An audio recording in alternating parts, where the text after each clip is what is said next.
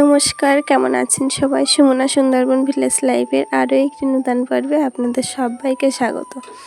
তো আজকের পর্বটা কিন্তু আমি আমার মাদের বাড়ি থেকে শুরু করছি, কারণ আমি বাড়িতে নেই। আর এখানে কিন্তু মামাম এখন ভাত খেতে বসেছে, দেখতেই পাচ্ছ।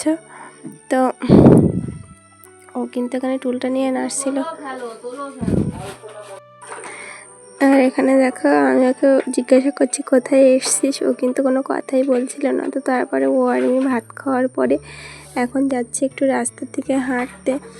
তো ও কিন্তু আস্তে আস্তে এখান থেকে যাচ্ছিলো, আর আমিও কিন্তু এখানে আস্তে আস্তে, মানে রাস্তায় প্রচুর পরিমাণে স্লিপ হয়ে গেছে ইটের উপর দিয়ে।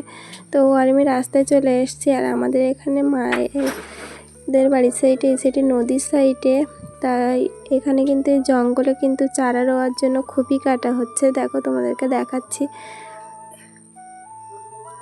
ওনারা কিন্তু খুবই কাটছে। আর এখানে কিন্তু চারা রোয়া হবে, প্রত্যেক বছরই রোয়া হয়, এটা নতুন কিছু নয়, প্রত্যেক বছরই রোয়া হয় চারাগুলো, আর থাকেও না।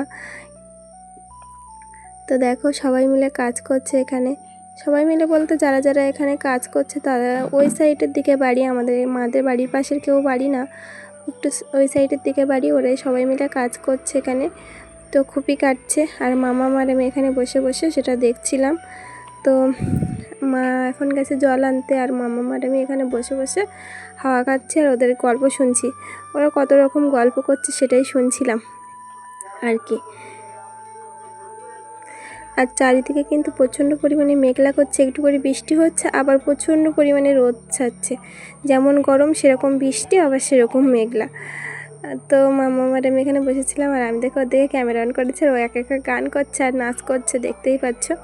তো তারপরে এখানে বসে বসে একটু হাওয়া খেয়ে নিয়েছি। আর তারপরে কিন্তু ওনাদের যে সুপারভাইজার তিনি এসেছিলেন মাপঝোপ করে, মানে মেপে সেটা লেখার জন্য, কারণ ওনাদেরকে ফুট হিসেবে নাকি টাকা দেওয়া হবে, সেই কারণে। তো তারপরে ওখান থেকে বাড়ি চলে এসেছি, এসে মা বলল পিঠে বানাবে। তো আমি এখানে কিন্তু সুজি, ময়দা, চিনি ভালো করে একটা ডো বানিয়ে নিচ্ছিলাম, যেটা মেখে নিয়ে এই যে পিঠেগুলো তৈরি হয়ে গেছে। আর এখন পিঠেটা খাওয়া হয়ে গেছে, খেয়ে এখন যাবো স্নান করতে যাওয়ার আগে তোমাদেরকে একটা জিনিস দেখাচ্ছি। দেখো, এটা কিন্তু আমার মাদের ঘরের কাছে একদম বেল গাছ, ওই দেখো একটা বেল ধরেছে, দেখাচ্ছি, দেখতেই পাচ্ছ।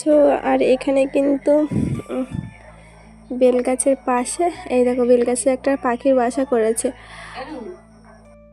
আর ওই যে উপরের সাইডে একটা দেখতে পাচ্ছ, ওই যে বেল ধরেছে। এবছর অন্যান্য বছর বেলগুলো অত বড় হয় না, আর হলেও একটা করে ধরে, একটা করে থাকে না। আর এবছর তিনটে কিন্তু বড় বড় হয়েছে, আর আছেও গাছে, এই যে দেখা যাচ্ছে একটা। আর চারি সাইডে দেখতে পাচ্ছ কতটা পেয়ারা গাছ মাদের।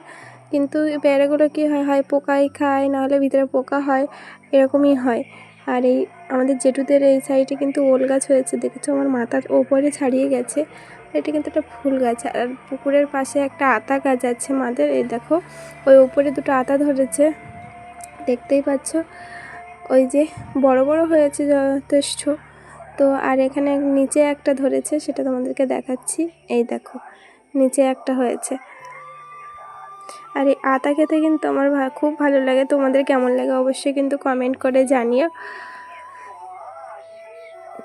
আর তারপরে মা এখানে মাছের খাওয়ার জন্য কলা পাতা দিয়েছে পুকুরে। আর মাছগুলো দেখো ওই মাঝখান দিয়ে চড়ছে, আর পুকুরে নাকি বড় বড় মাছও হয়েছে, গত বছর কাটিয়েছিল, আর এবছর নাকি প্রচুর বড় বড় মাছ হয়েছে। বাবা মাছ ছেড়ে প্রত্যেক দিন মাছের খাবার দিত, আর এত পরিমাণে বড় হয়ে গেছে। আর পুকুরটা আমার বাবাদের পুকুর অনেক বড়, কিন্তু সেই জন্য মাছও তাড়াতাড়ি বাড়ে। তো তারপরে চলে এসেছি একটু এই সাইডে। আর এই সাইডে আমাদের বাড়ির পাশে একজনের প্রচুর পরিমাণে বাঁশ ঝাড়, দেখতেই পাচ্ছ পুকুরটা কত বড় এবার দেখতে পাচ্ছ।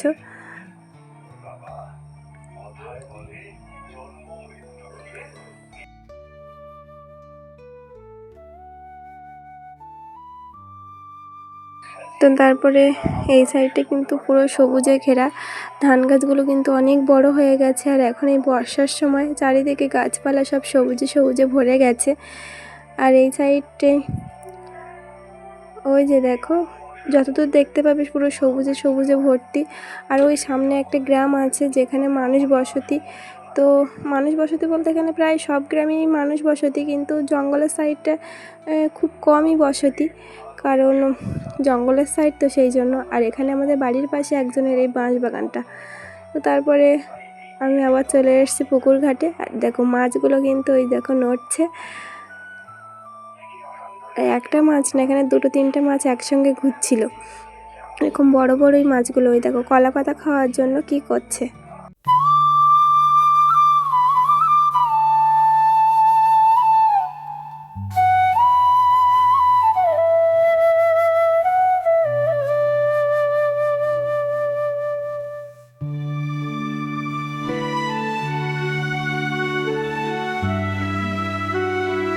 সপ্তাহ বেশি তোমাদের সঙ্গে ভিডিও শেয়ার করতে পারি না, কারণ মাঝে অনেকটা অসুস্থ ছিলাম আর শরীরের কন্ডিশন এতটা খারাপ ছিল, কথা বলতে পারছিলাম না। এখনও হয়তো ভয়েসটা শুনে বুঝতে পারছো শরীরটা কতটা খারাপ।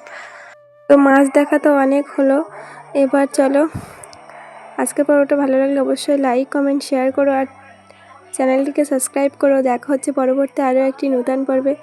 ততক্ষণে সবাই ভালো থাকবেন।